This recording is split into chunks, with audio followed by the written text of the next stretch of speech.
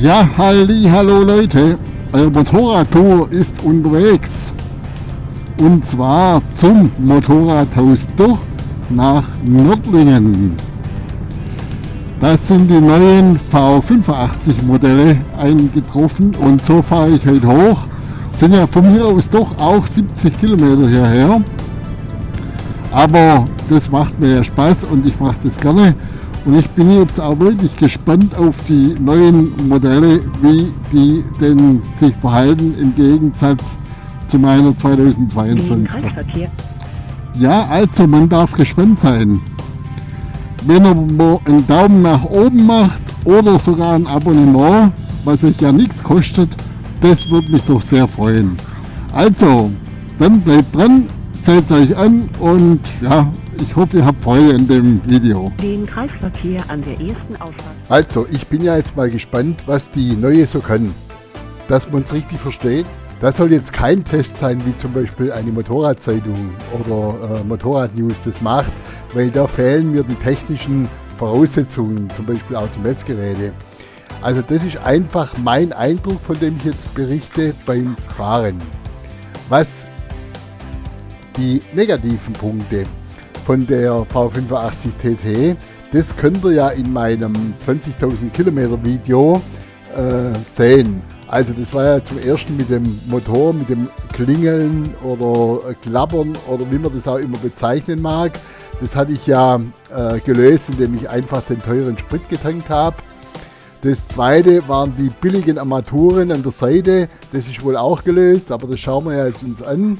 Und ansonsten gab es ja nicht viel Schwachstellen an der V85 TT. Ich war mit meiner Centenario auch immer zufrieden.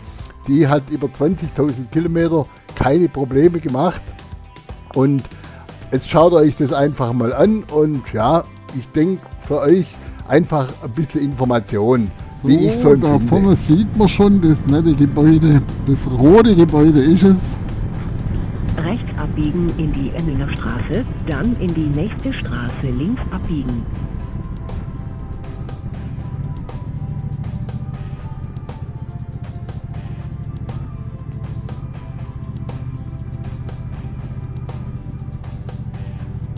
Sie sind am Ziel, Erlinger Straße 1. Das Ziel liegt links. So, da stehen sie schon, die beiden schönen Modelle.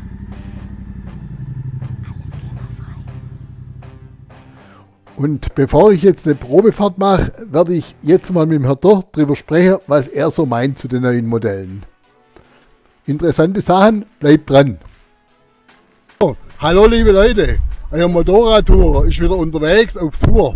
Hier beim Motorradhaus Doch in Nördlingen, mal wieder. Der Herr Doch, das ist der hier, der hat mich angerufen, dass die neuen V85 Modelle da sind. Die werde ich nachher fahren und werde euch mal ein bisschen was erzählen dazu. Jetzt kommen wir aber zuerst mal, was sich denn geändert hat, welche Modelle das sind. Simon, fangen wir mit der Hand an, oder? Ja, das ist also die V85 Strada, die neue 24er. Einfach mit Alufelgen, da erkennt man sie am ehesten. Sie hat gegenüber der normalen V85 TT keinen Unterfahrschutz. Der Gepäckträger ist an der V85 TT schon dran. Und man hat Federbein dran, wo sich die Dämpfung leicht einstellen lässt, wenn man zu zweit fährt oder Gepäck fährt. Zusätzlich hat man noch die Handguards dran, das sind so kleine Unterschiede, aber sonst sind sie motormäßig technisch gleich. Was macht denn das aus vom Gewicht her und vom Preis her? Vom Preis her ist der Tausender, vom Gewicht her bin jetzt kurz überfragt, ich schätze mal so 3-4 Kilo. Aber praktisch, das ist das Einstiegsmodell. Genau, das ist das Einstiegsmodell. Ja. Was mir jetzt auffällt ist, oder wenn ich sie fahre, was mir auffallen wird, dass der Lenker deutlich schneller ist. Ist da eine Veränderung da zwischen den zwei? Oder ist mir so vorgekommen? Also ich denke, das ist bloß Ihnen so vorgekommen, oder ist dir so vorgekommen. Also Artikelnummern sind auf jeden Fall gleich, vielleicht steht der Lenker irgendwie ein bisschen anders. Ja. Von der Montage her, das kann natürlich auch sein. Gut. Okay, und das hier, das ist jetzt die V85 so herkömmlich, wie man sie Seite eigentlich auch kaufen. Genau. Das sieht echt gut aus in dem Rot-Weiß. Also das ist richtig, haben sie sich richtig was einfallen lassen. Muss man sagen, ja. Und was der Unterschied ist schon mal Jackett. So, jetzt zu dem Motor. Der Motor ist ja wohl der größte Unterschied jetzt mit der variablen Nogi, oder? Ja, wenn du noch fährst, wirst du bestimmt gegenüber der alten Marke, dass der Motor wesentlich geschmeidiger läuft, dass der einfach durchzugstärker schon von unten ist. Der hat also schon im Unterbereich sei 80% vom Drehmoment, so ab 3.500 Umdrehungen.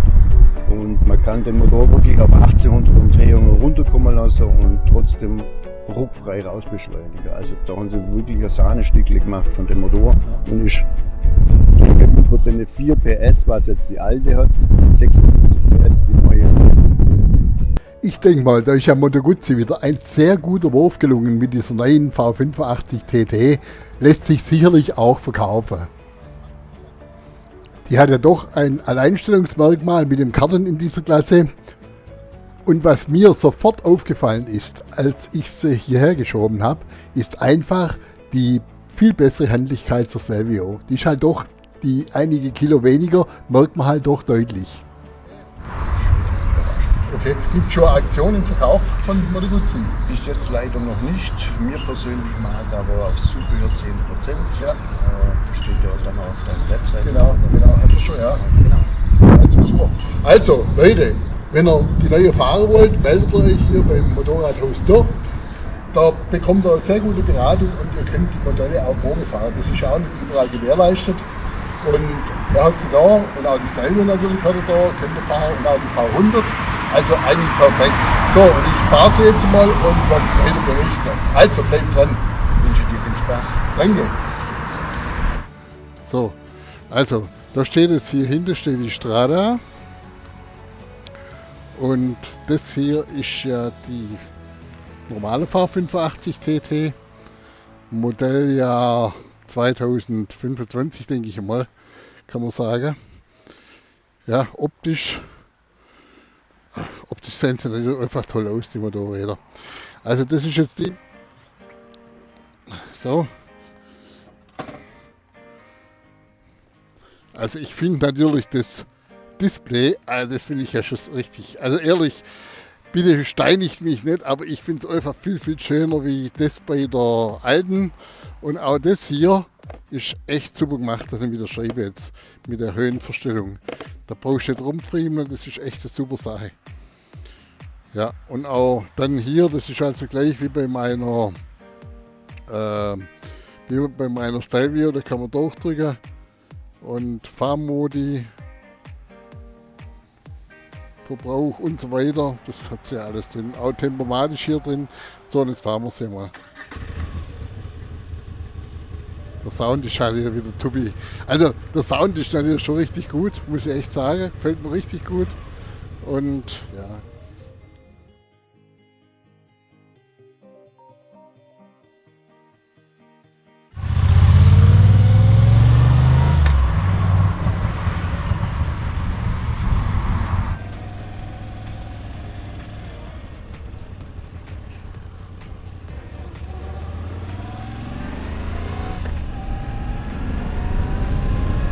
Ja, kein Quickshifter. Ja, das ist. Ja, die V85 TT. Was gibt es dazu zu sagen? 2019 kam sie auf den Markt und ich denke mal, ohne dieses Modell wird es wahrscheinlich bei Moto Guzzi ganz schlecht aussehen. Man weiß ja heute, dass die wirklich den Absatz für viele neue Käuferschichten neu generiert hat. Bevor ich auf die Änderungen am Motor eingehe, kurz einmal die generelle Änderungen an der V85 TT. Also klar, dieser Motor mit variabler Ventilsteuerung, die mehr Durchzug bringt und wieder mehr Leistung, also die hat jetzt wieder 80 PS. Dann das neue Display und die Schalter, die finde ich ja ganz stark, von der V100 Mandello bzw. Stelvio. Dann jetzt auch endlich das Windschild einstellbar, manuell mit einem Handgriff. Weiterhin haben wir ein 6-Kanal ABS, auch Kurven ABS genannt, 4 Fahrmodi, eine komplette neue Aerodynamik vorne mit neuen Handschützern, einer neuen Tankabdeckung und die Windschutzscheibe ist 5-fach verstellbar. Und dann haben wir 3 Modelle. Einmal die Strada, das ist das Einstiegsmodell mit Gussrädern. Das zweite Modell ist die normale V85 TT, hier in Rot-Weiß, sieht wirklich super aus. Und dann gibt es noch die Travel, wie gehabt, mit Koffer und so weiter.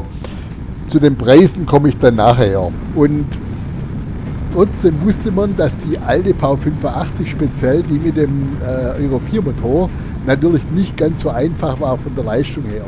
Aber trotzdem immer so mit einem leichten Drehmomenteinbruch zwischen 3.000 und 4.000 Umdrehungen, was durch Mappings und so weiter oftmals halt doch geändert wurde. Dann kam 2021 die Euro 5 Version, hatte noch 76 PS, aber da war dieses Drehmomentloch, das haben sie dann einigermaßen in den Griff bekommen, aber ja, die wirkte halt echt auch so ziemlich lustlos. Also Motorradzeitung hat einmal geschrieben, latent lustloser Motor, und so muss man sagen.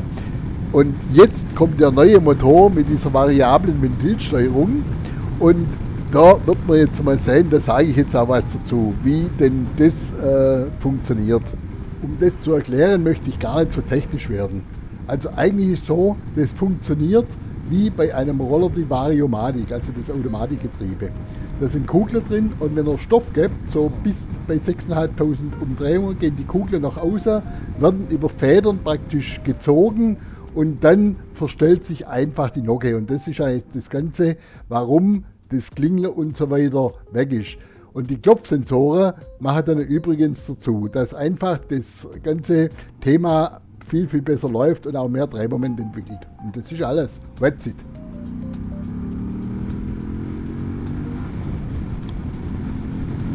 Also, wenn man ehrlich mit sich selber ist, muss man ganz klar sagen, dass die Motorleistung von diesem Motorrad, der V85 TT, normalerweise absolut ausreichend ist. Bei mir muss ich sagen, okay, ich habe mich jetzt für die Stelvio entschieden, weil einfach die Stelvio doch deutlich mehr Reserve hat, speziell beim Überholen. Und ich habe es jetzt auch bemerkt in den Bergen, da ist die einfach schon viel agiler.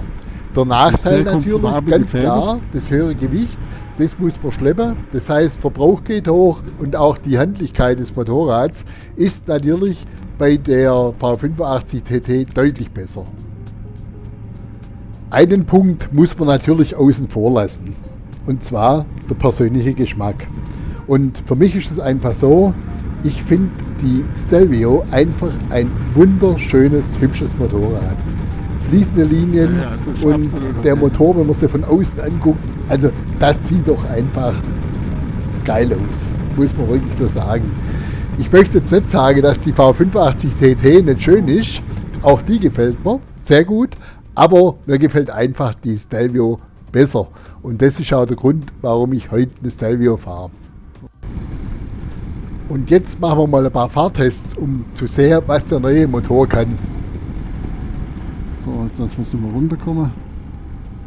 Und dann probieren wir mal ab unten. So. Also ich kann sagen, das ist definitiv weg. Also meine, die hätte so, ich probiere es jetzt nochmal aus. Lasse die jetzt mal von der Drehzahl her ganz runterkommen. Ich nehme mal der zweite Gang, erste Gang. Die dreht also jetzt kaum. So, nicht.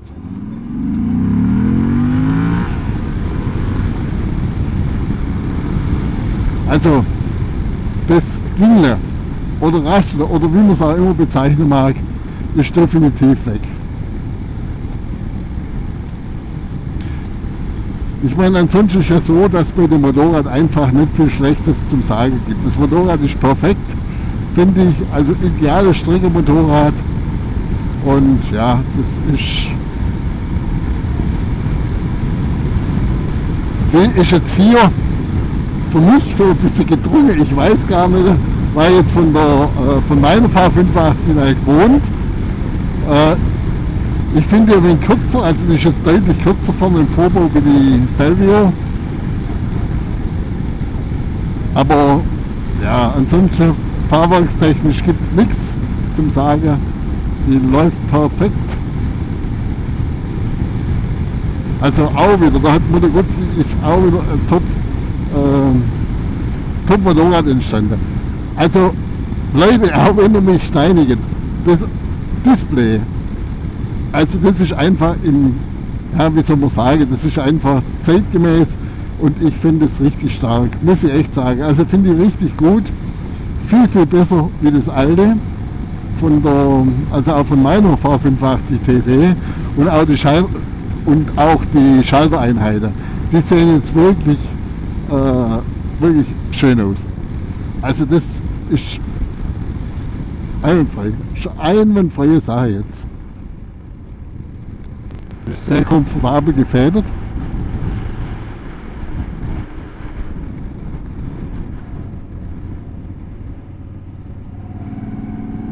Also das mit der variablen Nockenwelle oder mit der variablen Nockenverstellung, das funktioniert wirklich extrem gut, muss ich sagen. Ich meine auch, dass die leistungsmäßig fast ein bisschen mehr drauf hat wie meine. Also wenn man sie so unten raufzieht, läuft sie schon relativ geschmeidig.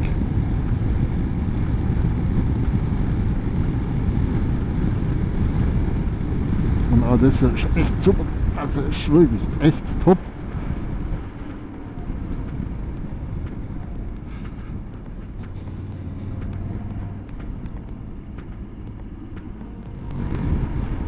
Also jetzt habe ich einmal die Scheibe in der niederen Stufe. Ich habe jetzt heute allerdings keinen Adventure Helm auf. Ich habe heute den X-Lite Ultra Carbon auf. Und da hast du natürlich immer auch ein bisschen Vorteil, dass man eben die Verwobelungen nicht so abbekommt. Aber so, wenn wir selber mal ein bisschen schneller fahren,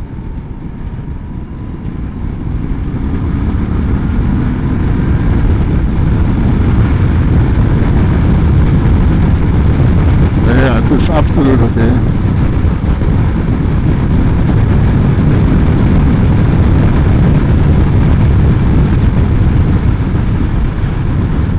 So.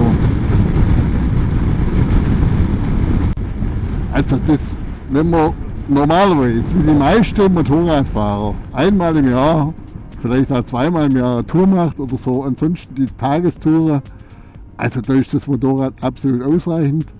Also das Einzige, was ich jetzt sagen muss, was man hier nach wie vor fehlen würde, das wäre der Quickshifter, aber das ist ja wahrscheinlich Jammern auf hohem Niveau. Wenn ich es natürlich jetzt mit der Stelvio vergleiche, muss ich sagen natürlich auch wieder, wenn ich hier drauf sitze, die ist natürlich schon nochmal echt eine Ecke handlicher. Das muss man echt sagen, wirklich. Die Sitzhöhe ist ziemlich ähnlich, also ich komme hier ähnlich runter wie in der Stelvio, also gut runter. Also Display-Bedienung gleich wie bei der Stelvio. Also hier die zwei verschiedene Anzeigemöglichkeiten. Dann hier haben wir dann die Fahrmodi. Offroad. Sport, Straße, Tour, machen wir es mal auf Sport, so, und dann geht es weiter, da unten kann man ja weiterschalten noch, und, okay, da fehlt ja natürlich jetzt das Modi, da ist das MIA-System nicht installiert, und ansonsten zeigt sie hier an der Durchschnittsverbrauch, der momentane Verbrauch, Tageskilometerzähler 1, Fahrzeit, Geschwindigkeit und so weiter. Also das hat die auch alles drin, was man so alles braucht. Also die hängen wirklich top am Gas, wirklich.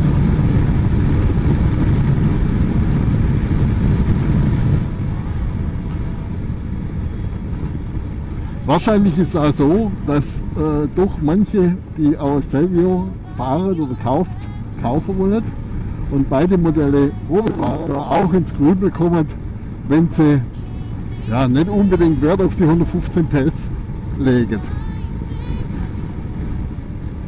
Also leistungstechnisch, ja, was willst du da verlangen, das reicht ja sicherlich immer aus.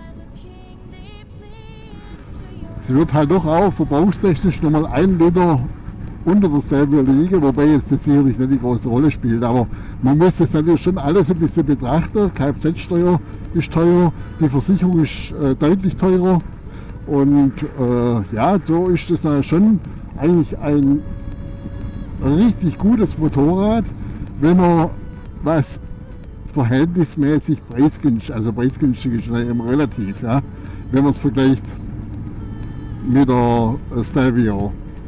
Aber ich denke mal, da gibt es ja auch andere Motoren, mit denen man die V85 vergleichen muss. Und ich finde das natürlich auch, also die Rot-Weiße wäre meine als Bayern-Fan, also das ist schon, ich finde ich schon echt, ja, finde ich schön.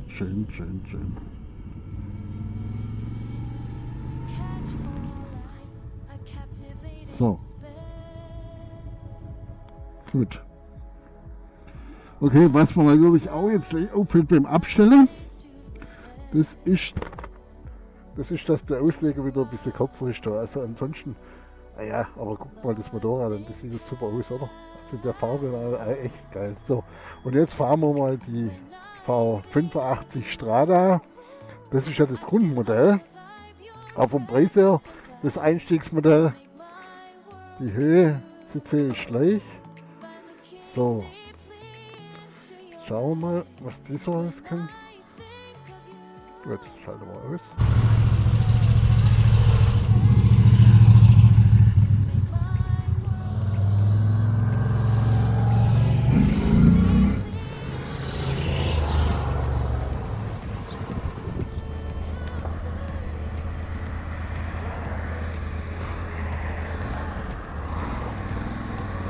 Gut.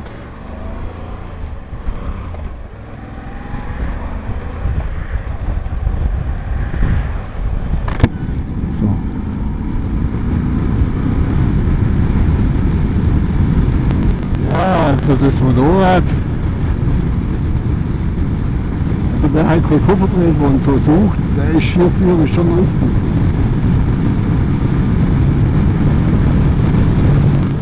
Fünfte Gang, wir sind jetzt bei 1200 Umdrehungen und ja, aber auf jeden Fall ist da das Geklapper weg.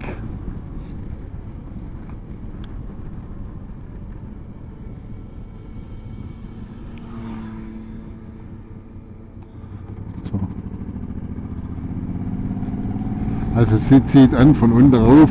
Ist jetzt zwar nicht so prickelnd, aber das ist vollkommen okay und da schlappert nichts und da tut nichts. Also ist insgesamt schon sehr gut. Da haben sie ihre Hausaufgabe gemacht, das muss man sagen.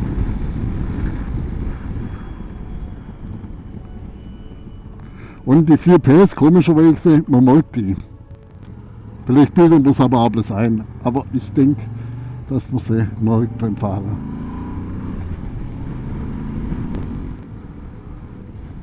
Und dann noch zu den Preisen. Moto Guzzi hat diese V85 TT Modelle eingepreist ab 12.499 €. Das ist die Strada. 13.499 €, das ist die TT.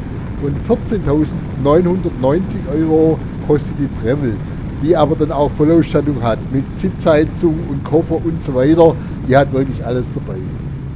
So, wenn man sie jetzt vergleicht mit der Stelvio, die kostet 16.499 €, muss man sie ja fairerweise mit der normalen TT vergleichen. Also das heißt, die Stelvio ist 3.000 € teurer. Muss jeder für sich selber entscheiden, ob ihm das wert ist oder eben nicht. Aber auch hier bekommt man vielleicht, also ich jetzt nicht mit der Strada, wäre jetzt nichts für mich, weil da muss schon zu viel noch nachrüsten. Aber wenn jemand nur Stadt fährt, ist die Strada sicherlich ein perfektes Motorrad. Ansonsten die TT.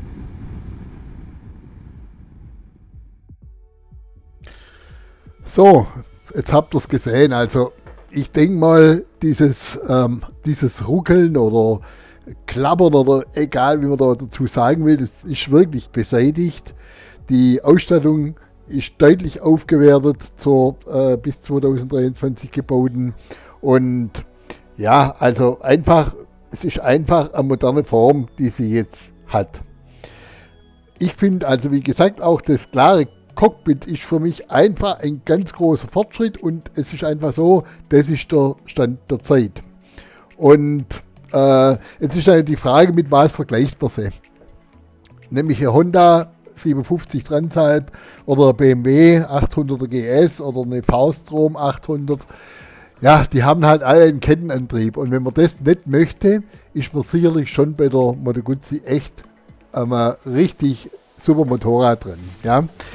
Es ist einfach so, die V85 muss man ganz klar sagen, das ist eine richtige Guzzi. Was man sich so aus den vergangenen Jahren auch immer als Guzzi vorgestellt hat, luftgekühlt. Da ist natürlich die Stelvio wirklich ganz weit weg davon. Und wegen dem kann man es auch so direkt nicht vergleichen. Wenn man jetzt im Internet mal schaut, ist es so, dass man die bis 2023 gebaute so für knapp unter 10.000 Euro bekommt als Tageszulassung oder auch als Neufahrzeug. Also Stand momentan, heute 8.6.2024. Also bei Mobile sind glaube ich 11 oder 12 Fahrzeuge drin, die so angeboten werden. Und also das heißt, man spart auf jeden Fall 2.500 Euro zur neuen. Jetzt muss man da selber entscheiden, ist einem das wert. Also das heißt, der neue Motor, das Display und so weiter, sind das alles Sachen, die man so für 2.500 Euro kaufen würde. Meine Meinung dazu ist klar, ich würde immer den technischen Fortschritt nehmen, also das neue Modell. Bin aber jetzt natürlich mit meiner Stelvio bedient, weil da habe ich das alles drin und für mich ist das so okay. So, also jetzt sind wir die beiden V85 TT-Modelle gefahren. Die haben mich wirklich überrascht. Also speziell die V85 TT. Also ja, der Motor, das funktioniert jetzt wirklich echt super. Kein Geruckel, kein Klingeln und ja, Kraft so viel da. Also die hat normalerweise immer auch die Kraft, dass das top reicht. Okay, ich habe da ein bisschen andere Ausrichtung. Ich bin auch froh in der Stelvio, aber was man natürlich sofort merkt, ist die Handlichkeit. Die bessere von der V85. Also die ist wesentlich agiler und auch leichter zum Handeln, wo die Stelvio immer ein bisschen störrisch ist. Also das ist bei der wirklich super. Und sie hat ja dann doch echt ein Alleinstellungsmerkmal mit dem Kardan. Ich finde einfach das Motorrad für den Preis super. Und die 1000 Euro oder 900 Euro Aufpreis von der Strada zur V85 muss man sich halt immer überlegen, wie man es mit der Gepäcklösung macht. Weil die natürlich gar nichts drin hat. Also das heißt, wenn es hinten drauf spannt, geht sicherlich beides, aber das muss man natürlich einfach wissen. So, und jetzt fahren wir zurück und dann versuche ich mal das Video zu schneiden. Also, jetzt könnt ihr euch eure Gedanken dazu machen. Wenn euch das Video gefallen hat, wäre ein Daumen nach oben super. Abonnement von dem Kanal noch besser. Also, vielen Dank, dass ihr dabei wart. Euer Motorradtourer. Tschüss.